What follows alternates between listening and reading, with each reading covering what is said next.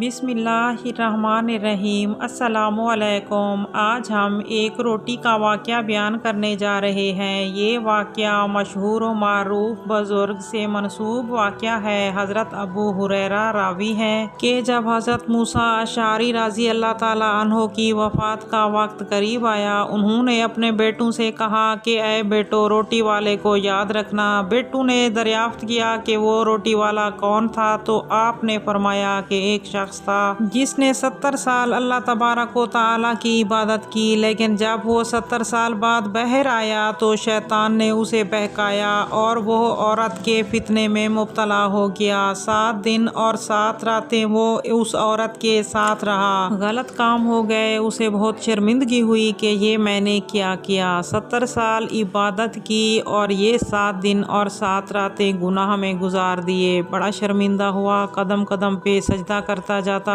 और तौबा करता जाता।